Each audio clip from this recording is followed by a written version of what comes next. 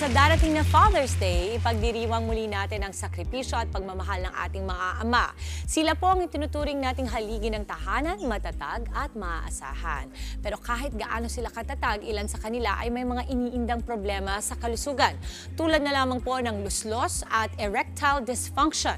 Yan po ang tatalakayin natin ngayon kasama ang ating resident morning doctor na si Dr. Chard. Good morning, Doc! Good morning, Mommy Day! I love the hairstyle today. Yes, It's thank moving. Pag galing ng Portugal, iba naman yung look. Pag galing ng Korea, iba din yung Oo, look. kailangan meron tayong ine-experiment Ganda! sa hair natin. Oo. Ayan, good morning, Mommy Dames, and good morning din po, mga kapatid. Ngayong Father's Day, bigyang pansin natin ang kalusugan ng ating mga ama. Dahil ang mga kondisyong gaya ng luslos at erectile dysfunction ay hindi lang nakakaapekto sa katawan, kundi pati sa tiwala sa sarili. Kaya naman, para po ipaliwanag kung paano ito nangyayari at paano natin matutulungan ang mga haligi ng ating tahanan, makakasama po natin ang urologist na si Dr. Michael Castañeda. Good morning, Doc Michael. Doc Mike, good morning. Po. Good morning. Oo, good morning. Friends kayo ni, sino? Angela? Angela and si Doc Joseph. Oo, ay, okay. Yung guest natin last time. Kailangan Mommy lahat Dames. sa barkada nyo pala ay gorgeous. Ganun pala dapat. At Doc. matatalino. Oo, correct. So eto na nga, Mommy Dames and Doc Michael. Kasi pag nagkakaedad talaga ang isang tao, mapababae man o mapalalaki, hindi talaga maiiwasan na magkaroon ng sakit. Di ba? Totoo yun. So eto na nga, Doc, ano-ano nga ba ang mga karaniwang sakit ng mga kalalakihan? Well, ang exclusive sa lalaki is syempre yung prostate problems. No? Ngayon yung isa sa aming focus ngayon. At syempre nandyan din yung luslos at erectile dysfunction.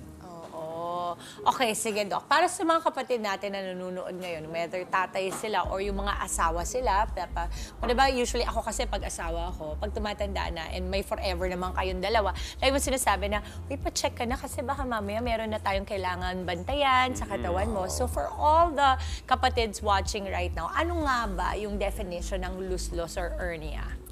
Well, ang luslos basically ay protrude ng organ, ng laman loob through the weakness or normal na opening na lumaki sa body cavity, body wall natin. Ano yung iba't ibang uri daw ng luslos? Ayan. So, pinaka-common is yung inguinal hernia. Tapos meron din yung sa loob na hindi nakikita, yung hiatal hernia. So, nandyan din yung umbilical hernia, yung sa may belly button or sa pusod. So iba-iba pala siya, no? Ang dami pala niyang iba-ibang... Kasi pag inisip ko yung luslos, minsan parang ginagawa pang joke yan eh, di ba, Doc? Pag sa labas. Pero ito ay parang very serious ata ito, no, Doc? Oo, totoo yan, Mommy Dames. Very serious. Akala din natin parang iisa lang pag sinabing luslos. Luslos na lang yun. Pero, Doc, ano yung mga kadalasang sanhi ng luslos? Pwede kasi siyang congenital. Congenital, ibig sabihin po ay? Pinanganak ka na may depekto. Okay. So, kaya merong abnormal na paglabas ng mga organ. So, nandun nga yung sa laman loob, no? Yung merong butas yung diaphragm. So, yung stomach, umaakyat doon sa papunta sa chest cavity, no? And meron din yung, pag-edad, dahil sa pagtanda, normal wear and tear ng katawan. So, may mga humihina yung abdominal wall muscles at lumalabas doon yung mga organs. Okay. At pwede rin dahil sa mga chronic na sakit, ubo, parating may ubo ng ubo, yung pressure is nagkakaroon Kaya lumuluwa. Lumuluwa, nagkakaroon ng weakness. Nandiyan din yung mga may problema sa prostate na ihi ng ihi, kailangan nilang umiri ng malakas para lang mailabas yung ihi. So, bumibigay. I think this was parang related to what si Doc Joseph the other day was here for, no? Yung parang pag umiihi nga daw, alangan, parang meron pang naiiwan, so parang iniire mo pa ng iniire. So that causes pala ang luslos. Pag matagal po. Doktor, ano pa ba yung mga sintomas ng luslos? Kumbaga kung ako, hindi ko alam na may luslos pala ako, or sa lalaki, no? How do you know you have it? What are the common symptoms? Iba-iba po, so wala po talagang common na symptoms. Depende po sa type or sa location ng luslos. Pero ang pinaka-common po is mapapansin nyo talaga merong bumubukol. Napapansin nila pag nakatayo or pag umire may bubukol. pag humiga sila, maitutulak nilang pabalik, mawawala yung bukol. Pwede rin kumirot-kirot minsan pagka biglang lumalabas. Okay. Oh, ganun pala siya, no? Pero, Doc, eto naman, paano naman ginagamot ang luslos? Actually, walang gamot in a sense na yung maiinumin ka at Oo. gagaling. So, depende sa size, sa severity, pwedeng obserbahan lang. Pero talaga ang kasagutan po talaga ay operasyon. Kailangan talaga siyang operahan. Oo, I think ito rin yung nabanggit ni Doc Joseph. Pero sa ibang namang pagkakataon Yes. na parang pag di na raw kaya ng meds pala, Doc, talagang kailangan na siyang i-operate. Opo. No? Okay, ano yung mga posible naman, Doc, na komplikasyon kung hindi maaagapan yung luslos? Maaari ba ito maka-apekto sa pag-ihi, sa pagtatalik? Kaya nang nabanggit natin kanina, pwede pong cause yung sa pag-ihi. Kung may problema sa pag-ihi, kaya umiri ng umiri. Ngayon sa pagtatalik po, ma-imagine siguro natin kung malaki na yung luslos at bumaba na doon sa may scrotal area, baka medyo mahirap na pong Physically, magtalik. kumbaga. Kasi nakaharang na siya . Oo, Plus, that's baka may pain din minsan. Pero maiba naman tayo, Doc. Since napag-usapan natin yung luslos, punta naman tayo dun sa ibang sakit pa ng mga lalaki, yung tinatawag nating erectile dysfunction.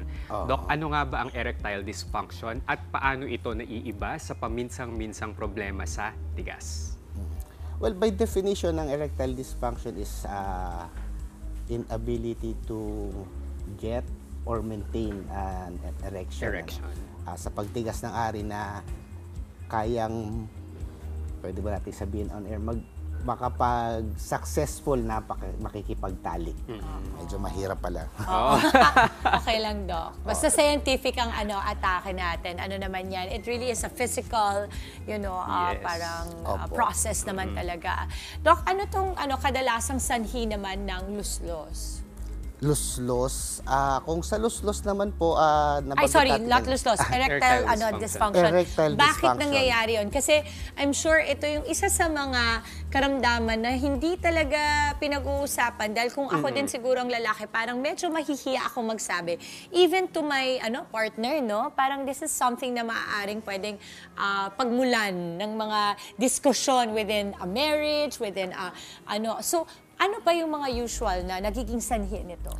Well, ang isa po is, pagka nagkakaedad po, bumababa yung testosterone. And when you say nagkakaedad, Doc, ano ba yung start niyan usually? Sa experience po ninyo? Pagka usually 40 years old pababa, ay pataas. Nagsisimula pong mag-decline yung testosterone. Pero ang So your patients come to you and say, ganito, nagkakaproblema na ako. posible po. Pero yung erectile dysfunction po, it can happen across all age groups. Merong mga certain percentages Okay. lang tayo, no? So kahit may mga 20 years old tayo nakikita, Wow. pero yun kasi pumapasok na multifactorial ang cause ng erectile dysfunction. Nandiyan din po kasi yung baka psychological siya. Hindi lang medical ang problema, hindi lang may mga problema sa hormones. Okay. So kaya medyo mahirap po siyang gamutin. Pero Doc, may mga tips ka ba kung paano maiiwasan o mapapangalagaan yung reproductive health ng mga kalalakihan upang makaiwas tayo dito sa mga problema na to? Well, syempre nandyan yung proper diet and exercise, healthy lifestyle. Para maiwasan din po yung ibang mga sakit, syempre maging faithful. Huwag tayong kaliwat kanan. Yes. Oo, kasi delikado yon. That really exposes you to a lot of risk factors, Although no, Doc? ibang issue yun. Pero nga, if you can't be good daw, be careful. Ayun pala. Doc, alam mo, marami pa rin tayo, sa totoo, sa ganitong usapin, maraming mga katanungan ng mga kapatid natin. I'm so sure they wanna get in touch with you. Where will you be available? Sa social media man yan or sa actual clinics mo, Doc? Actually, meron po akong Facebook page, Dr. Michael F. Castañeda Online Urology Clinic. And I'm holding clinics in St. Luke's, Quezon Nice. City, MWF po ng hapon, and sa Providence Hospital ng hapon din, Tuesday and Thursdays po. That's amazing. Maraming salamat, Doc Richard. Thank you so much, and Dr. Michael F. Castañeda for today's discussion. Mga kapatid, Dimples Romana po, kumpletuhin ang inyong umaga ng mga kwentong puno ng inspirasyon. Salubungin po ang bawat araw ng may ngiti at pag-asa. Kaya't mag-subscribe na po at mag-follow na sa aming social media pages ng News 5.